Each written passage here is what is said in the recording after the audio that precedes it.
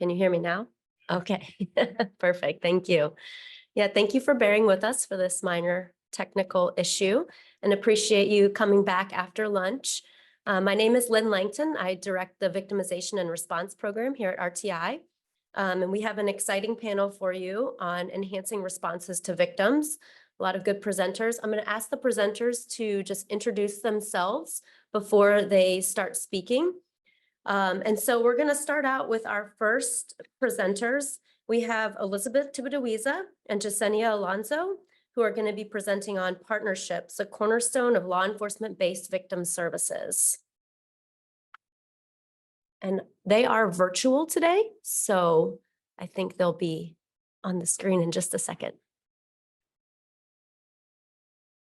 All right, Elizabeth, we can see you and hear you. Okay. Hi, Elizabeth Tibidewiza. I'm a research analyst in RTI Center for Public Safety and Resilience in the Violence Prevention and Harm Reduction Program. And I co-led an evaluation of the Law Enforcement-Based Victim Services Program, which I'll be presenting on today with Jasenia. Jasenia, if you want to go. Yeah, hello everyone. My name is Jasenia Alonso. I am a program manager at the International Association of Chiefs of Police, where I oversee several of our victim services programs that focus on enhancing law enforcement response to victims of crime. So a little bit about the law enforcement-based victim services program. So the IACP is proud to serve as a training and technical assistance provider for this program. Just a little quick background. In 2018, to support the development of new law enforcement-based victim services programs or enhance existing ones, the Office for Victims of Crime launched the LEV program, which is what I will refer to it moving forward. To date, this program has supported 80 law enforcement agencies, which include municipal, state, campus, and tribal law enforcement agencies across the United States. And these range anywhere from small to large agencies. Through this training and technical assistance, ICP's goal is to provide guidance on victim-centered, trauma-informed, and culturally responsive promising practices and policies that prioritize victims' access to their legal rights and the services they need. So RTI and ICP partnered to conduct an NIJ-funded formative evaluation of the LEV program, which we just wrapped up in December. Formative evaluation comes before process or outcome evaluation, and it's good for new programs like LEV when a primary goal is to gain a better understanding of a program's core components when that's still kind of an unknown or hasn't been defined yet. So formative evaluation prioritizes learning and reflecting, which helps to identify implementation strengths and challenges. So we focused on the 72 sites funded from FY 2018 through 2020, so not the newest cohort. But we started data collection with a web survey, inviting all 72 sites to participate, and 68 responded. So using this data, we selected 10 sites for additional data collection, which included a virtual interview with primary contact from each of the LEV sites. And then we conducted site visits to 9 of the programs for in-person interviews. So one program did have to end their participation early, but across the 9 sites, we conducted 154 interviews and spoke with LEV specialists and supervisors, a variety of internal partners, other system-based victim advocates, external community partners, and victims who'd received LEV assistance. So this is just a quick look at some of the characteristics of the sites included in this phase 2 data collection. We chose sites that represented diversity across many agency and programmatic characteristics, such as geographic region, agency size. You see we had 3 large, medium, and small agencies. Program type, 5 that were new, developing new programs, 4 that were enhancing their existing victim services programs, and supervisory structure. So we had 5 programs that were supervised by professional staff, 3 by sworn officers, and 1 of hybrid program that was that had both types of supervisors. So As I noted, one of our primary evaluation goals was to begin to identify the core components of the LEV program through data analysis and development of logic models for each of the phase 2 sites, and then an overall LEV program logic model. We found that LEV program activities broadly fit into these 6 categories. So victim services personnel, supervision, policy development, victim identification and outreach, victim service provision through direct assistance and through referral, partnership and network development, case management and documentation, and sustainability planning. And so today we're going to focus our presentation on partnership and network development. So I had the honor of working as a victim advocate for about 10 years, and I quickly learned that this work can't be done alone. I needed the help of a lot of entities in order to provide the best services to those that were seeking assistance. And so, as Elizabeth mentioned, we're going to focus on the partnership aspect of what we learned from through this evaluation. And so we're going to delve a little bit more into these different categories in the next few minutes, but we learned that partnerships are essential for victims, for the community at large, community partner organizations, and the law enforcement agencies. I want to acknowledge that law enforcement-based victim services at its core is a partnership. It's two separate but complementary disciplines coming together to help those in need. Throughout this evaluation, we heard a lot, and one of the things that kept coming up was that law enforcement realized that they could not meet all the victim needs and recognized the value of having specialized staff who could fill this gap and establish a wider network of partner agencies in the community. There were a lot of benefits, which again, we'll get into that shortly, but we learned that improving overall response to victims also improved the relationship with the community. As victims were seeking help and receiving the help they needed, they were going back and sharing that with their neighbors, with other community organizations, and therefore that help built that trust and rapport between the community and law enforcement agencies. So again, we learned quite a bit through this evaluation, and again, very fortunate to have been a part of this. A common theme was that in order for the LEV program to be successful, partnerships had to be fostered internally within the agency as well as externally with other community organizations. So I'm going to focus right now on the internal partnerships and some of the things that we learned. So as Elizabeth mentioned, we work with various sites, and how the LEV victim services personnel work with their internal partners varied across the sites. So a couple of key benefits that we learned was that victims received the needed support.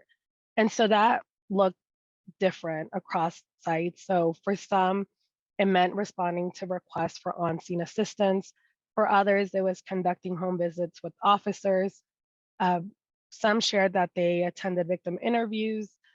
Others provided ongoing training and education related to victim advocacy. So the personnel was providing training to law enforcement, to the agency, police officers, detectives, and that was the consequence, or the benefit to that was that victims were receiving trauma-informed victim-centered services. In addition, some of the other benefits included immediate referrals to community organizations. Other key facilitators to relationship building. So we learned that in order for the law enforcement-based victim services personnel to feel supported, it really started from the leadership. And so that initial communication and leadership support was important. For some, especially the law enforcement agencies that were just starting brand new, they shared that that support from the police chief or the sheriff even before the program started was important. So having the chief or the sheriff talk about the victim services program, really making it part of their vocabulary made a difference. Um, Although some officers shared that they were a bit hesitant about this new program, um, many shared that at this point they can't see themselves operating without victim services. And so they maybe initially they didn't see the value, nor did they understand the services that were provided. But as time went on and those relationships were built, there was a common theme that they just couldn't live without them. I mean, and some of the things we heard were very. Initially, I was like, "That's quite dramatic," but really, it was that there's so much value in that partnership. Um, Other things that impacted that relationship building with the internal partnerships included where the victim services staff were located. So, that it made a difference if they were close to some of the detectives or investigators versus being, in a completely different building or a different floor.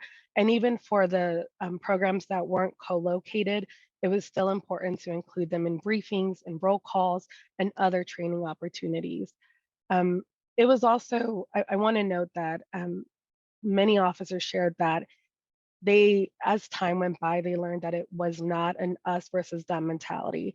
It wasn't victim services coming to try to take their job or, you know, just they were, it was just two entities working together to serve victims.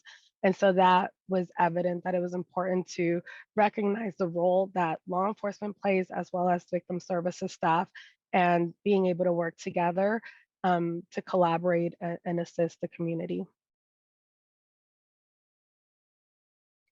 Some of the challenges that were brought up included lack of knowledge of what victim services does, and that was a question that we asked. What is your understanding of what of the role of victim services? And some folks were very candid and shared that initially they had no idea who these new people were. But again, that created challenges initially to establishing and building that relationship. Other challenges included victim services being underutilized. So, in order to address that, it was important for officers to share testimony as far as how helpful victim services had been in a particular case. Some law enforcement agencies shared that they would share success stories in a newsletter and really highlighting the important role that victim services plays in supporting law enforcement.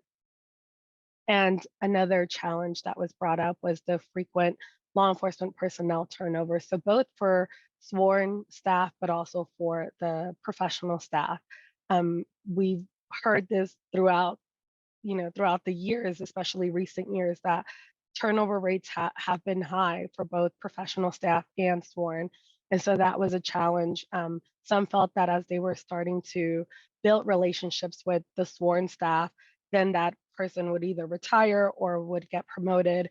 And then they basically had to start all over again. So we wanted to share a quote from a law enforcement partner. And let me see if my eyes can read this. So, and I'll highlight a few pieces. So this person said that I actually want to prevent the crime, but realize that education and safety planning is pivotal to saving lives. They also mentioned that uh, law enforcement based victim services that were helping them, law enforcement officers, do their job by providing resources, whether it was education, job information, and just that psychoeducation piece, whether it was knowledge about the danger they're in, power and control, providing information about services. And this person acknowledged that that was just something that they were not able to provide, nor that they have the time to provide those services. So having that support from the personnel really made a difference.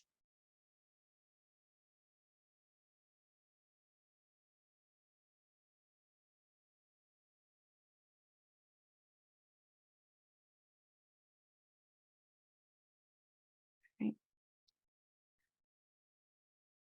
So I'm going to talk a little bit about external partnerships and developing those. Some of the key benefits that we heard about law enforcement based victim specialists forming relationships with external partners were continuity of care for victims and holistic service provision. Services that are provided directly by LEV specialists generally focus on addressing immediate needs or helping victims understand and navigate the criminal legal system process, and just those shorter term supports. So for term supports, victims are typically connected to community-based partners and resources. So this continuity of care where, they're receiving services immediately in the aftermath of crime, and then longer term is facilitated by the strength of LEV specialist relationships with external partners and their ability to provide warm handoffs for referrals. And this also includes a lot of people highlighted their partnership with prosecution-based victim advocates in the event that cases move forward to prosecution. And when we talk about warm handoffs, we mean kind of that personal connection to the next provider. So whether it's, being able to personally accompany someone to a provider or call ahead and let that provider know, hey, this person is coming, that was really beneficial for the victim. Also, coordination between victim services and other service providers. So this reliance on external resources to address long-term needs highlights the importance of building out a robust resource network and coordinating closely to maximize resources and let each agency kind of play to its strengths. The close coordination between LEV specialists and other service providers results in a holistic offering of services for victims, which is critical to ensuring they have what they need at any point on their path in healing.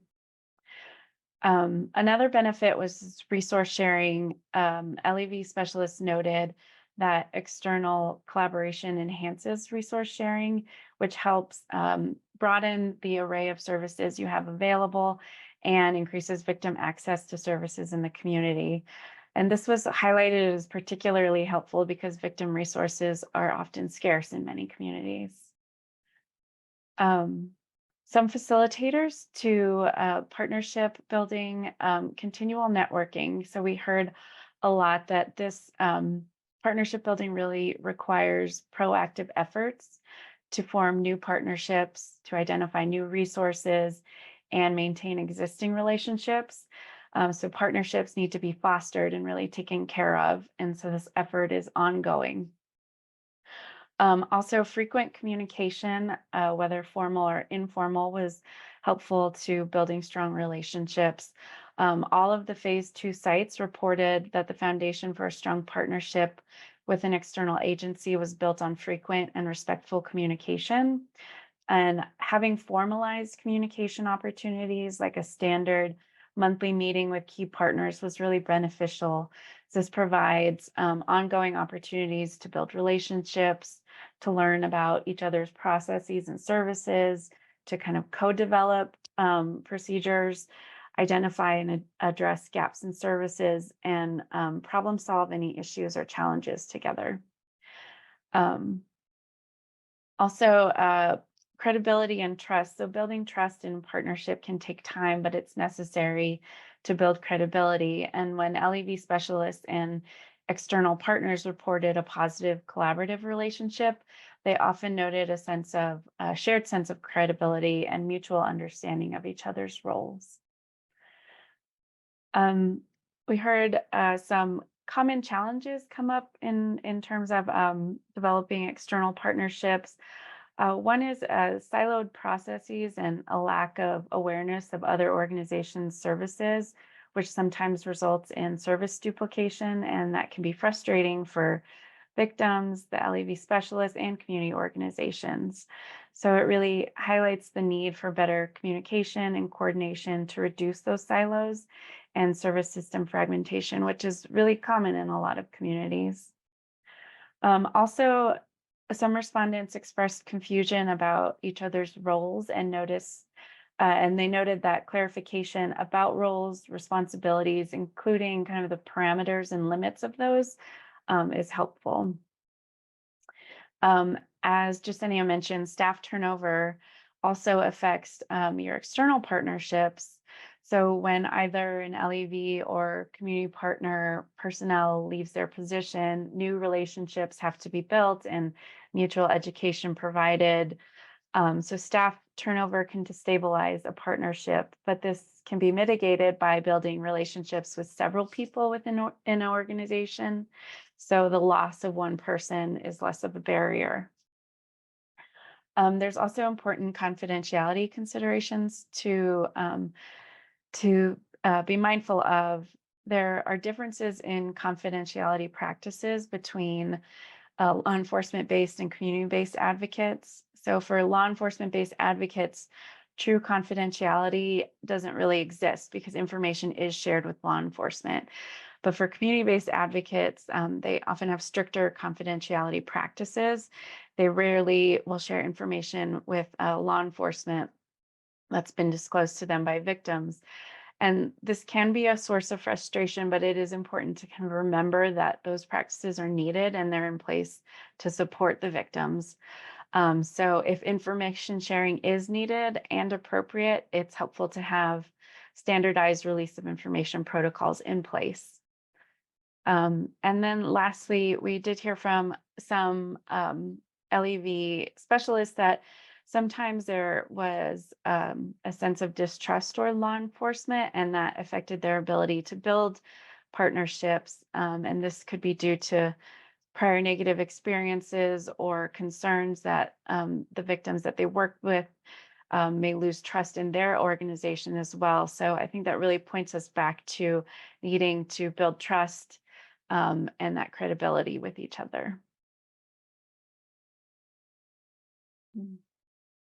Go to the next slide.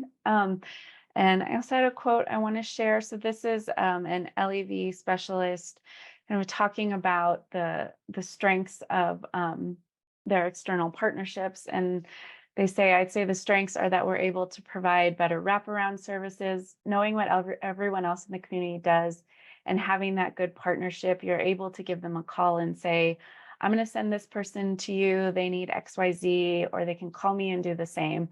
And so that way, if we can't help, someone else can, and they're getting all the things they need from the beginning to the end.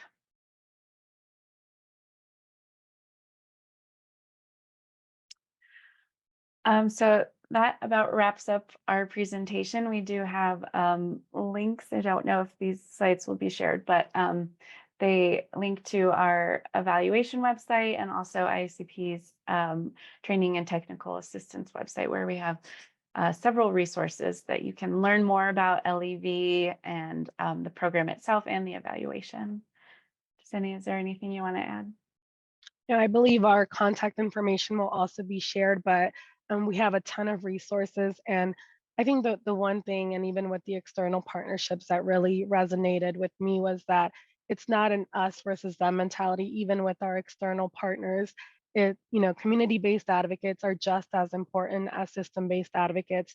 We all play an important role in helping victims of crime and ensuring that they receive the help that they need, whatever that may be. So that was just one thing that really stood out in this evaluation, was that we're all in this together, and it's not one is better than the other, but rather how do we work collaboratively as partners to ensure that our communities are safe. Thank you, Elizabeth and Jasenia. Next up, we are going to have Rebecca Pfeffer and Hannah Feeney, who are going to be presenting on understanding the impact of COVID-19 on victim service provision. Thanks, Lynn. My name is Rebecca Pfeffer, and I'm a research criminologist here at RTI. And I'll be presenting with my colleague and partner in this project, Hannah Feeney. Hannah, can you introduce yourself? Hi there, I'm Hannah Feeney. I'm a community psychologist joining you from Chicago currently. Really excited to be here, and I was a co-PI on this project with Rebecca. So I'll just give a bit of brief background about this project. This project was funded by the National Institute of Justice in 2021. We just wrapped up in December of last year. And we wanted to understand generally what the impact of COVID-19 had been on victim service providers who serve victims of gender-based violence, and what the sort of lasting implications of the pandemic were for the way that they delivered services, about victim service needs and the best and most efficient ways to serve their clients. So this came about because during the very beginning of the pandemic, many of you probably remember that there had been some anecdotal reports of increased rates of gender-based violence. And we were sort of paying attention to that. Hannah and I, along with our colleague Jacqueline Kolnick, actually conducted a really quick survey of victim service providers here in North Carolina during the summer of 2020 to understand, in the sort of heat of the moment, in that very beginning of the pandemic, how these providers were adapting to the challenges of the pandemic. And we learned that a lot of them had to stop delivering certain services or had begun to pivot their services in different ways. And we applied for this grant to better understand, not just in North Carolina, but nationally, what have those impacts been and how did they carry out over a longer term in terms of sustained changes to service delivery? I'm just gonna figure out the best way to do this. Okay.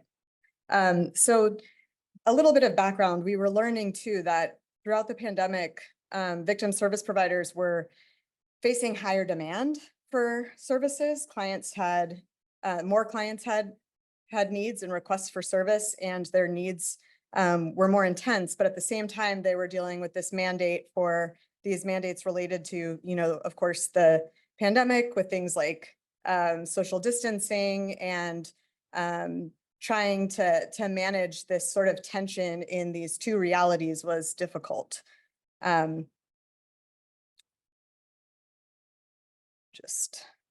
Oops. So it was a bit of a challenge for service providers to understand and balance sort of this individual need. For example, when we were conducting the study, we heard often that shelter providers had to make this decision where they were, bringing in clients who had just experienced, intimate partner violence or sex trafficking, and these and had been in these situations where there was a lot of coercion and control, and they came into the shelter environment and didn't want to be asked to wear masks all the time. And the shelter providers had to decide, how do we manage this? We have clients and we want, a part of our mission is to maintain agency for clients. But at the same time, we have this, the greater good and this community that we also have to serve. So we were trying to understand through this project what some of that looked like.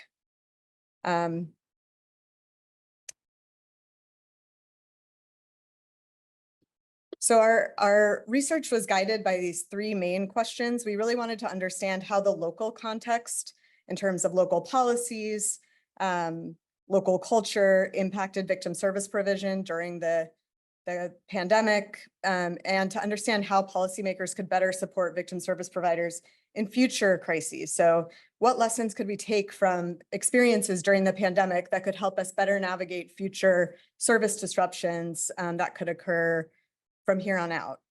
We also wanted to understand how the pandemic changed victim service program delivery models and how those changes had been successful or deemed not successful, and what had been sustained in the long term. And then we also wanted to look for patterns among different types of service providers. So was it that certain types of service delivery worked online for some populations, but not others? Or was it more difficult to pivot service provision in rural areas than in urban areas? And that's a lot of questions, and we're only going to be providing a little bit of sort of key information here, but we're happy to share the links to our reports and related resources as well. So what we did was we identified 4 states that had kind of different policy responses. And this felt significant when we wrote this proposal. It ended up not being significant, but they experienced their first wave of a big COVID-19 surge at different times. And we identified 2 county level sites in each of 4 states. 1 urban site and 1 rural site. And in each of these sites, we deployed a web-based survey of all victim service providers who worked with victims of gender-based violence. And we also visited one agency and did an in-depth case study with the victim service provider agency in each of these 8 counties. And we conducted in-depth interviews with staff at these agencies. So we're just gonna, again, provide a few high-level findings, and then we can provide, links to the resources where you can get into the really good stuff. So one thing we learned was that I think probably everyone in this room understands and knows that gender-based violence is often underreported in official crime statistics. That was really, really an important finding for us, was that these agencies were experiencing a huge surge in demand for victim services that is not reflected in official crime reports. And that means that, there's this really important opportunity for law enforcement and policymakers to learn from their community-based service providers in these moments of crisis about what their needs are. We also wanted to understand what that actual crime and victimization looked like. So these victim service providers that we surveyed, and those that we visited with and were able to interview staff from, reported seeing these massive increases in not just the number of clients who needed services, but the types of services that they needed.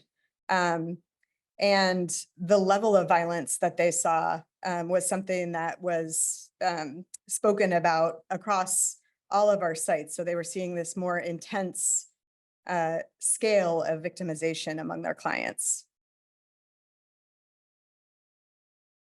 So we have a quote from one of our providers who said, "The physical violence aspect, what we're seeing women come in with, is so brutal that there are clients that are coming in that have had to have hospital stays before they're even able to be discharged to come to us.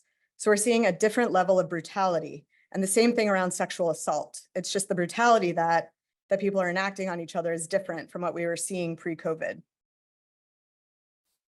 And I'm going to turn it over to Hannah to share some of our other findings. Yeah, and I'll be sure to drop some of the links to these resources in the chat for the folks who are joining me online. But first, I'm going to talk about some of our other findings. So one of the things that Rebecca and I looked into were the variety of services that these victim service providers were offering and how each of those was impacted by the pandemic. So some services were completely suspended. They needed to stop completely for either temporarily or permanently because of the pandemic. And those kinds of things included, supervised child visitation, right? Like there wasn't a place where you could go to engage in that kind of work because places where you needed to be close together were closed. But that was a service that was suspended only temporarily, right? Because eventually folks workshopped that approach and started meeting outside, things like that.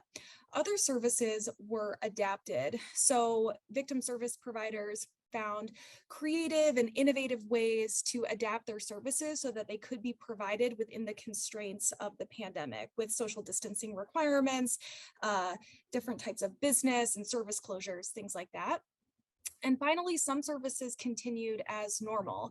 So for example, hotlines, 72.4% of agencies that had a hotline had hotlines that continued as normal, which makes sense, right? Like that's a service that is typically provided primarily virtually. And so those could continue without suspension or adaptation. And as noted, these services were suspended or adapted either permanently or temporarily. So sometimes these services closed indefinitely. And we saw that mental health services and different kinds of legal assistance or accompaniment were not frequently being suspended permanently, but there were a few agencies that needed to shutter those services. And I'll just make a brief note that the percentages that you're seeing here are based on those who reported having this service, not for the entire sample of agencies. So for example, there were 23 agencies that we surveyed that reported having mental health services, and only one of those reported that the service was suspended permanently. You can go to the next slide. And we heard other types of reported changes for service delivery. So for nearly 1/3 of the sample that we surveyed said that they needed to add services since the onset of COVID-19, which is really interesting. They were creating new services in the middle of this very extreme different circumstance. And that included things like more intensive case management services or housing support, cash assistance, and food distribution. And what was going on, what we learned through interviews and through the open-ended questions of our survey, we learned that these agencies were providing support for the most pressing needs of victims who typically were using their services. So those who may have been seeking counseling services about their victimization no longer could really benefit from counseling services in that moment because they didn't have somewhere to live. They needed housing support instead, or they were having trouble accessing food. So these victim service providers were pivoting their models to address the most pressing needs of victims. Additionally, agencies were sharing that during the pandemic, they were, well, I guess we can maybe go to the, I think I'm about to talk about something on the next slide. So let's do a quick quote here. Here's a quote from somebody who took our survey from an urban county in Washington. They said, "We also saw a decrease in other agencies providing care, which meant our crisis line was busier with both survivors and folks outside of our scope of services calling." So this is what I was about to say, that agencies were also seeing the impact of other agencies in their communities not being able to provide the services that they typically did. So an example of that might be an immigrant service provider may have typically supported individuals with things like food distribution. But if they needed to close their doors because of the pandemic, then victim service providers were needing to fill those kinds of gaps. So as Rebecca noted earlier, victim service providers were being confronted with these challenges of increased levels of victimization and also increased victim need coming from a variety of directions. I can go to the next slide. Another change that we heard so much about was embracing virtual modalities. So most victim service providers who participated in this project did not have an option for virtual client engagement before the pandemic. However, nearly all of the agencies that we worked with found ways to modernize the technology to adopt virtual client engagement platforms and processes at some point in time throughout COVID-19. So this is really interesting because then even when public health restrictions were lifted, most of these agencies opted to keep their virtual service delivery as at least an option, at least as a hybrid model for some of their services. Can go to the next slide. And part of this is because our interview respondents described the ways that specific client populations benefited from virtual service availability. Now, I will also note that many of the individuals that we spoke with shared that themselves as service providers also liked the benefits of virtual service options, but we saw and heard quite a bit about the ways that clients benefited from these services too. And there were particular types of clients that seemed to benefit most from having the flexibility of virtual or hybrid options available to them. So that included folks like victims of intimate partner violence or human trafficking survivors who were still living with their abusers. So folks who had this limited flexibility because they were needing to work around the schedules of their abusers or who were being monitored in such a way that they felt like they couldn't leave their house to receive victim services outside of the home.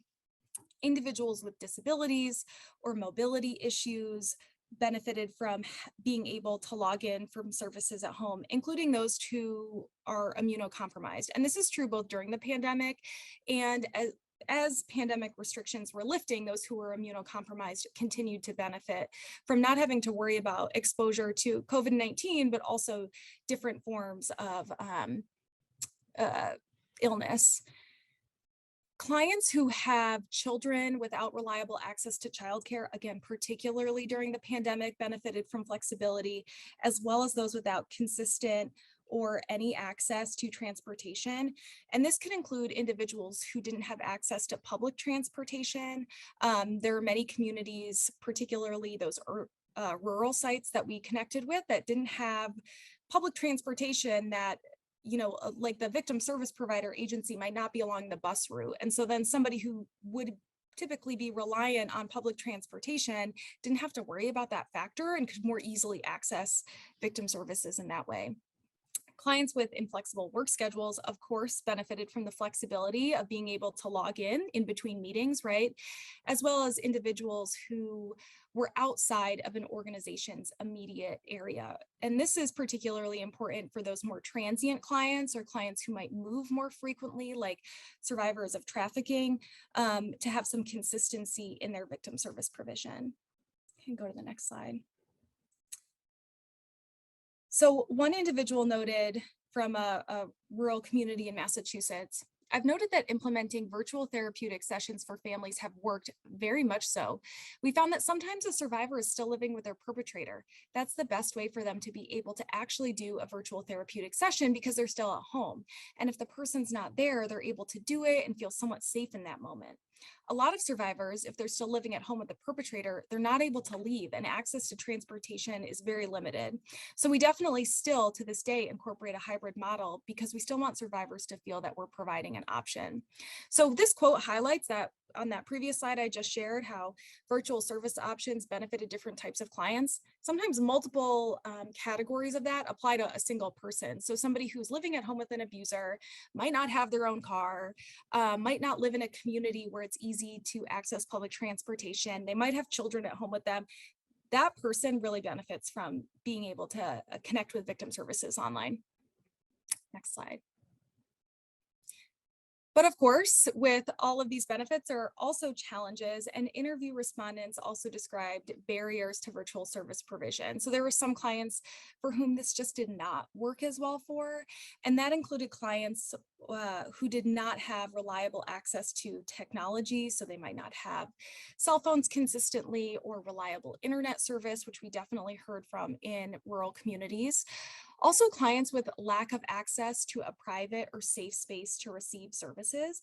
And this might include the same categories of people who sometimes benefit from this. So somebody who lives at home with their perpetrator, for some clients, when their perpetrator leaves home, it's the perfect time for them to access victim services virtually. For others, that might not be the same dynamic they have with their abuser, and living in the same space as them may limit their ability to connect with victim service provision if that service is only available virtually. And finally, there are specific client populations that this mode just does not work very well for, and that includes young children. We heard from many victim service provider agencies that remote services just are not great with younger kids. And then for some older clients who are less familiar with technology, it wasn't really worth all of the learning and setup that felt required to be able to engage in remote sessions. And really, these findings highlight how survivors experience victimization in diverse ways, and there's no one-size-fits-all model of service provision that works best for everybody. Which leads to our next slide. Funny how that works.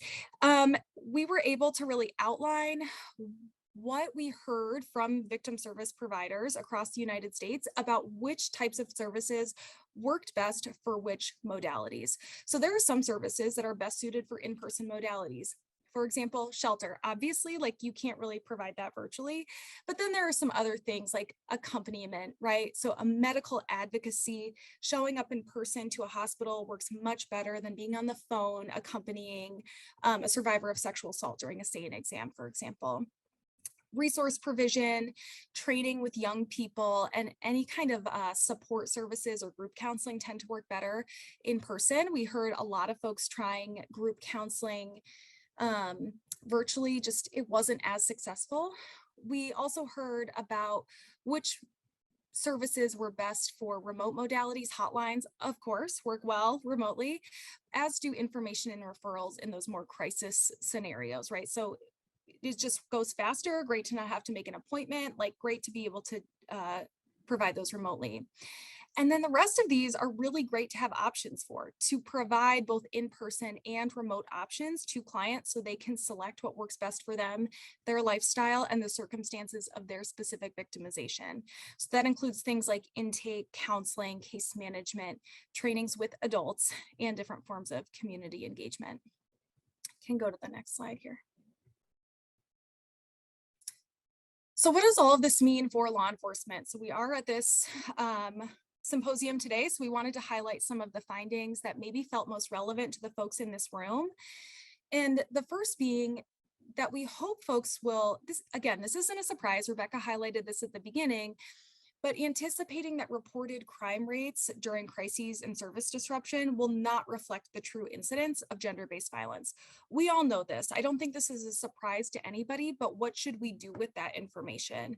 Well, we really encourage folks to establish plans to solicit information about on-the-ground experiences of gender-based violence from the agencies that are supporting those survivors, and then being prepared to provide support to those victims and those agencies as appropriate. So this meaning anticipating that you may need to reach out directly to gender-based violence agencies, or not you, but any individuals engaged in the law enforcement space may want to provide establish protocols for engaging directly with victim service providers to learn more about what they're seeing and exploring any differences in what's being reported. Also acknowledging that an increase in crime type might be really crisis dependent. So stay-at-home orders seem to have impacted the experience of intimate partner violence, but other types of disasters may impact other forms of gender-based violence, which I think we're going to talk about more in a minute. You can go to the next point. We also want to recognize that gender-based violence agencies are essential workers in these kinds of scenarios and include them in that municipal crisis planning. So gender-based violence agencies in part are providing safety and resources to communities' most vulnerable citizens in ways that are very similar to medical providers, law enforcement, and other essential staff during these crisis scenarios. They also have the unique perspective of engaging in violence prevention and response to clients who aren't accessing other formal services during these times. So including gender-based violence providers in those conversations about what to do in these emergency scenarios is critical if folks are hoping to be able to tend to all victims of crime. And Rebecca, I'll pass it to you.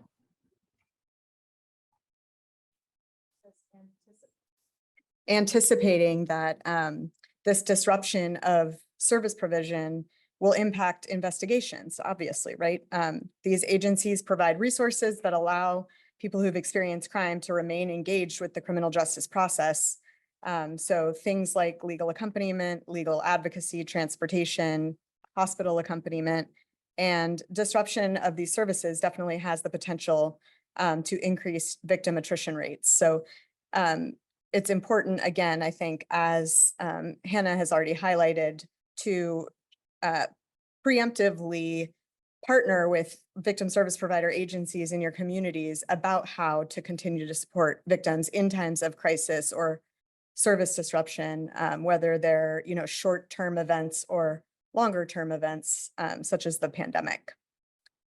I think Hannah said she would share her links to our reports in the chat, and if there's any sort of dissemination following this convening, we'll include those links there as well. Thanks. All right, thank you, Rebecca and Hannah. And then our final presentation is going to be from Kelly Barrick and Leanne McCallum DeSalle on human trafficking in the wake of natural disasters. Hi, folks. Kelly, do you want to go ahead and kick us off? Sure, thank you. So yeah, I'll be talking a little bit about human trafficking in the wake of natural disasters. We can go to the next slide. So I'm just going to give a little overview of what this study was about, what motivated it, before kicking it back to Leanne, who can really dive into the details on what we found. So this was an internally funded study. It was motivated by the need to understand the impact of natural disasters on the risk of human trafficking and how it disrupts various anti-trafficking efforts. As you all know, natural disasters can cause long-lasting and catastrophic damage and trauma to people, their families, their homes, entire communities. Things like flooded roads and downed power lines and evacuations and things. And there's also reduced access to crucial resources during these times that can leave survivors isolated or even homeless as responders attempt to restore conditions that are safe and provide aid to people who need it. At the same time, the systems and infrastructure that are critical to effectively responding to human trafficking may also be disrupted by the disaster. So things like staff being able to work, communication systems, transportation, collaboration among law enforcement service providers and others in the anti-trafficking space. And priorities for all of these agencies may have to shift during, especially in the immediate aftermath of a storm, to focus on things like rescue, safety provision, and emergency aid, as they should. As climate change has increasing the severity and frequency of natural disasters, we felt that it was critically important to understand how agencies that work in the anti-trafficking space and disaster response space, how they prepare for and respond to issues like human trafficking in the wake of disasters, and with the goal of helping to develop some evidence-based strategies, policies, and procedures for prevention and intervention. Because this was a small exploratory study, we did really focus in on a small kind of community. So we were looking at communities in Louisiana that had been impacted by a major hurricane since 2017. So we defined major as a Category 3 hurricane. We conducted 31 interviews with key stakeholder organizations that respond to human trafficking cases or that respond to natural disasters within Louisiana. And a total of 46 people participated in those sessions. In addition to that, we held one focus group with a rural human trafficking multidisciplinary team that consisted of 15 individuals that spoke kind of as one, because we really wanted to get the input from the rural community. The interviews in the focus group focused on the participants' professional backgrounds, the community context, the type of collaboration they have with other agencies and organizations, any disaster-specific preparation and response that they had taken, and also how major hurricanes may have impacted what they were seeing in terms of the level and type of exploitation that occurred in their community. So I'm going to turn it over to Leanne to really dive into the findings. At the interviews I mentioned, Leanne conducted all of those and did the bulk of the analysis. So she is our expert here to talk through what we learned in this study. Great. All right, thank you so much, Kelly. You can move to the next slide. My name is Leanne McCallum DeSalle, and one of the things that's sort of unique about my role in this project is that not only am I a Louisiana resident, but I was a person who was engaging in multidisciplinary teamwork in Louisiana during this time that these hurricanes were happening. And so I hold sort of this dual role of being both a person who's lived through it and experienced it, but then also am a researcher. And so in this moment today, we're going to focus primarily on our second research question for this project, which is what were some of the key lessons learned that the participants in this study found about their response? So it's less about the types of trafficking and more about what worked best for them. What were some of their biggest challenges that hopefully then you can apply in your communities? And they sort of center on 4 areas, and that's capacity, collaboration, communication, and adaptability. Next slide. So in terms of capacity, no surprise, when natural disasters hit, your capacity to respond often decreases. So this can be in terms of staff attrition. If you don't have staff that are staying behind to ride out the storm or be around, that they can get stuck out of town. In other cases, it can be your actual physical building is destroyed, impacts to technology, whether it's your computer system, phone systems, IT technologies. After Hurricane Ida, for example, in 2021, for T-Mobile and Verizon, all of the phone lines were down essentially for those networks for days afterward. And so some of the folks we were talking to didn't know if their coworkers, other law enforcement or social service providers were alive. And so this is a real challenge. It's hard to do victim-centered complex investigations when you're focused on just getting back to the fundamentals, making sure that life, limb, and property are protected. And so this quote that we have here is really representative of that, from a person in Houma, Louisiana, who was directly hit after Hurricane Ida. It's everyone's paying attention to during this disaster is changes. The priority goes back to the basic fundamentals, and that's immediate safety, the security, and clearing roads. So the priority is not identifying trafficking or identifying sexual abuse or sexual assault or whatever it is. And so you have limited capacity, both in terms of your resources, your manpower, your capacity to do investigations, but then also you have to switch your focus during that time. Next slide. Additionally, one of the challenges that folks on the ground ended up experiencing after disasters in many cases is that they simply were not sufficiently prepared to do continuity of services once they were hit. So for example, for some of the service providers who were hit by hurricanes, they didn't necessarily have emergency plans, they didn't have backup generators, they didn't have alternative means of communication. And so as a result, they were scrambling to be able to do the services or investigations that they're supposed to do. And what that meant was that invariably these investigations into human trafficking were delayed significantly by the communities that didn't have some of these plans in place. So one of the big lessons learned here was that having preparation from the get-go, having specific protocols in place, having existing frameworks specifically around how you plan to respond to violent crime means that you're going to have something that you can plan on when the unexpected happens. Next slide, please. Collaboration was one of the biggest items that folks who responded to us talked about. It was one of the greatest facilitators for success, was whether or not they felt that they had collaborated with their community partners. And many of the folks who really struggled in the aftermath of disasters were those who didn't have a lot of support. So I love this quote. This is an example of a forensic interviewer who's law enforcement based in one of the communities. When their building was struck by Hurricane Ida, they started doing their forensic interviews in another parish because they got power back first. So this is an example of they had already built a partnership with them in case of emergency that they could continue doing forensic interviews at each other's sites.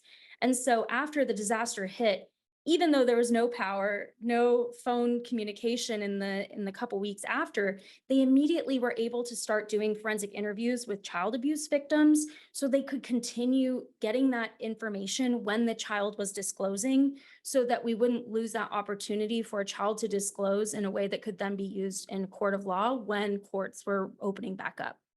And this was something that we heard quite a bit of from different communities. We heard about folks in northern Louisiana, for example, who had established protocols. So anytime there was a major disaster, the social service provider would be able to provide mental health support and care, not just to victims in the community, but also to fellow law enforcement and emergency responders. And so they were taking care of not only the victims, but the needs of their compatriots in law enforcement who are also experiencing the trauma of a natural disaster. Because unfortunately, when a disaster happens, it's geographically located. As service providers, as law enforcement, we are also impacted, right? So for me, for example, I wasn't sure if my husband and family had survived Hurricane Ida, and I simultaneously was working with my colleagues to figure out if other folks in different service provision agencies were also safe. And it's really hard to balance those things. So when you have partnerships, when you're able to displace some of that work, it can really make it so you can continue to do the work that you need to sufficiently. And the other thing that is really important that folks built out, you can go to the next slide, is that collaboration was sort of central to high quality investigations for human trafficking. So with these MDTs, multidisciplinary teams, they're sort of central to responding to human trafficking. A lot of times our law enforcement and victim services needed to get together in order to put all the pieces to the puzzle together to have really robust investigations. So the case manager may be in contact with the victim, for example, and the law enforcement investigator may not know it because they can't get a hold of them or grandma, you know, in a case of a child victim. Next slide. Let's see. Our folks who responded to this survey talked a lot about how those partnerships in community built their resiliency to be able to continue to provide services. We heard a lot of different stories about folks co-locating, for example, letting people come to work out of their offices, like at social services, bringing in people to work, and then also getting creative and doing virtual engagement where possible, working from home, being able to be flexible in that way. So one person from Lake Charles said, whether it's a disaster or not, in preparation for the disaster, organizations like ours really have to work in maintaining good relationships with our law enforcement at all levels.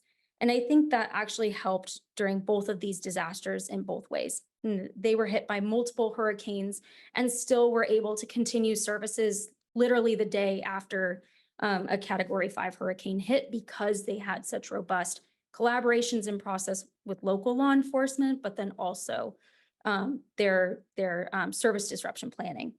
Next slide. Communication was something that was discussed quite frequently in terms of whether folks felt that their investigations were really successful. For some folks, the limited communication with their key partners meant that victims were falling through the cracks. So for example, if they couldn't get a hold of local law enforcement, leads would go dry, they wouldn't be able to get interviews that were necessary, really critical information wasn't being picked up, or in some cases, victims would end up leaving or not wanting to engage in the investigation anymore. And so this communication was really critical so that folks could understand what the capacity was of their partners and what they could do to support each other. So folks in Lake Charles, for example, talked about the necessity to know, okay, is law enforcement able to do proactive investigations? Can they come and engage in our MDT? Are they able to go out and interview this witness? And they felt that that was part of the reason why they weren't able to get up and going as quickly as they wanted is because of limited communication. Next slide. Another key finding that we had that's really similar to the folks that went before us is that adaptability and responding creatively was a really important part of resiliency in the face of disasters. So one law enforcement commander, for example, said he took some of the best that he had across his detective division and had folks from all different disciplines separated into violent crimes, sex crimes, domestic violence, burglary, et cetera. And then basically took the top 10 investigators out of each of those different groups and had them just work those severe crimes. So while all the other law enforcement members were on emergency response, you know, saving life, limb, and property, they still had designated folks working violent crime cases and working these complex cases, so they didn't fall off the map. And this is an example of something that they hadn't had in place prior, but a few days after the storm, he was like, hey, we are going to lose so much momentum if we don't keep going with these cases. And he was able to put that together because of flexibility with his partnerships and multidisciplinary teams, as well as his internal structure. And we saw this adaptability with other folks too. For example, we heard about different people who started using mobile forensic interview equipment, getting communication systems that were different carriers because, like I said, the comm systems were down. So they went and then purchased other carriers, folks investing in other technologies. We had people literally drive resources from Texas to Louisiana in some cases because we just couldn't get, you can't, you know, call Amazon when these things happen. So that kind of adaptability was really central to being able to respond appropriately. Next slide. So this is just a little taste test of some of the lessons that we learned from our participants. I think one of the most exciting parts of the research that we did is that it really was field centered in terms of the research itself, but also what it was meant to produce, which is making sure people on the ground can learn these lessons and then apply them. So we have a few different Louisiana specific resources. We have our findings on prevention and response. We did a report to the state legislative body on human trafficking prevention to give them some ideas of how to improve response.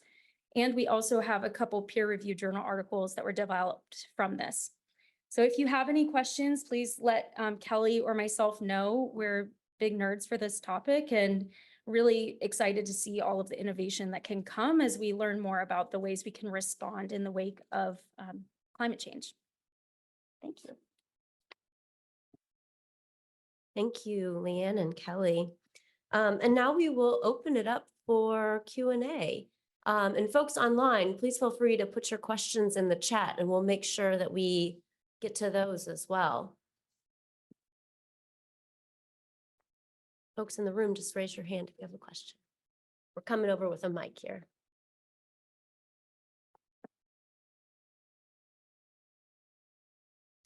Was there an increased number of, I'm sorry, amount of human trafficking after hurricane? Did you find that? Okay, great. This is Leanne, and Kelly, feel free to add on to this response.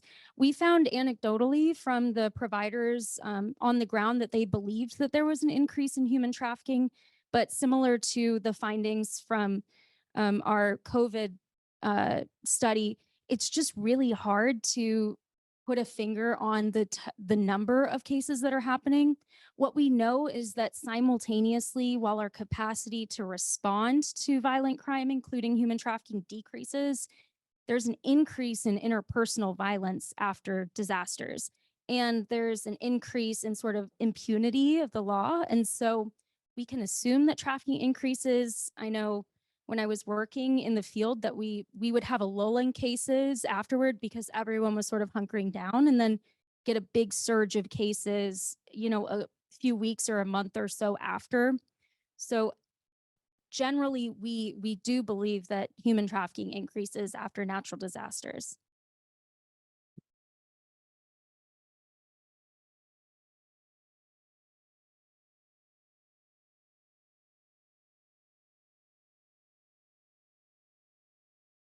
Hi, this may be to Rebecca or Hannah. Do you guys have estimates of the prevalence of the service it's either the victims or the service providers who said that the phone calls that there was a barrier to using the phones to talk or get services?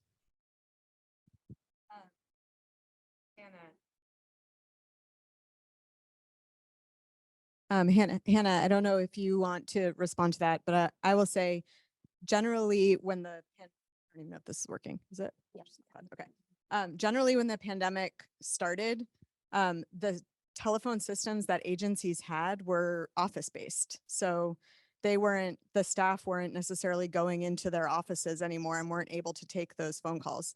And then what we noticed or what we heard across case study sites was that they would sort of get this patchwork solution, like a bridge solution where they were using Google Voice or these other sort of imperfect systems to still be able to take phone calls over from their homes. And then ultimately, you know, replace that with a more long-term, sustainable, secure solution where they weren't sort of being asked to do this on their own cell phones and using technology that maybe wasn't reliable or at the scale or security level that they needed. I don't know, Hannah, if you would add anything.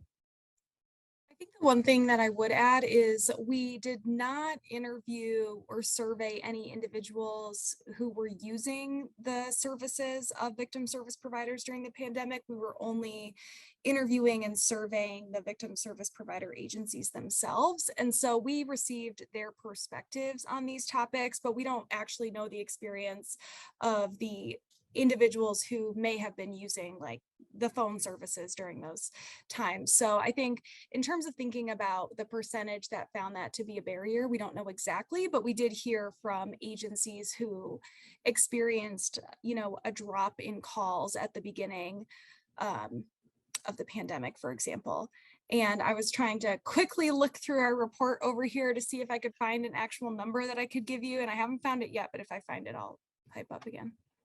This experience was very different across types of service providers. So we actually spoke to a rural service provider where when the pandemic first started, they bought a burner cell phone to use for answering hotline calls, and the staff were wiping it down with a Lysol wipe or what, a Clorox wipe, putting it in a bag and like handing it off to each other on 24-hour intervals just to keep the hotline open while they were figuring out what to do, which is different from, providers in more urban areas who had already had maybe more, sophisticated technology to deal with hotline calls. So it was really different depending on the context. Thank you. Shane, are there any questions coming from online? Okay. Other questions in the room? And while folks think, I'll just ask one of Elizabeth and Jasenia. Sorry, that's loud. You touched on this in your presentation, but I'm wondering if you can speak a little bit more to the impacts that law enforcement-based victim services can have on communities and on kind of whether you learned anything about that, having those victim services in place and how that can help build trust and relationships with the community. Sure, I can share a little bit from my experience. I had the opportunity to interview several victims during this evaluation. And first time I was able to do it in Spanish, who spoke Spanish as their first language. And so one piece that kept coming up was the importance of how the services that they received impacted their community. So for example, one person that I spoke to said that learning about the criminal justice system, learning about the resources that were available allowed her to then go back to her community and share those experiences. It goes back to a point I made earlier that word of mouth is powerful. And that's just something that kept coming up, that the experiences that victims, survivors had while seeking services during that initial contact with law enforcement had implications for others that were either hesitant about calling the police or didn't, whether or not they knew about the resources available. So I think that improved overall response to victims of crime by law enforcement really starts to build that trust and rapport. Again, I can speak to the Latin Latino community where there are a lot of misinformation, lack of education about the U.S. criminal justice system. And so being able to have those in-person interactions or the firsthand interaction with law enforcement, but most importantly, positive interactions make a difference for the community as a whole. Elizabeth, I don't know if you want to add anything. No, I think you covered that perfectly. Thank you. Thank you. Other questions in the room? Yeah, Jasenia, Elizabeth, just a follow-up. This may not have been a focus for you, but anything anecdotal about how the victim service resource helped investigators and maybe if allowing them to work more cases or spend more time on a particular case because the victim services staff could focus more on taking some workload off their plate? In other words, did you find any evidence of that or hear about that at all? Elizabeth? Yeah. Yeah, we did hear that a lot. That was a common theme that came up, is that, I think law enforcement recognized the need to provide supports to victims, but often didn't have the kind of the knowledge about available services. And so if they did want to, that would be something they would have to research on their own, and they just really don't have time for that, right? So having someone who specializes in this and can provide assistance directly to victims really did allow investigators, officers to focus on the investigation, and also kind of, know that somebody else was taking care of the victim and supporting them. And we heard a lot about how that was really beneficial and a strength of the internal partnerships. And some, some officers even kind of attributed law enforcement-based victim services to being able to close some cases, to keep victims engaged longer, because they the LEV specialist has built trust with the victim, and then the victim feels able to I guess more comforted in being able to stay engaged and in the case. So there were, a lot of benefits that we heard directly from internal law enforcement partners.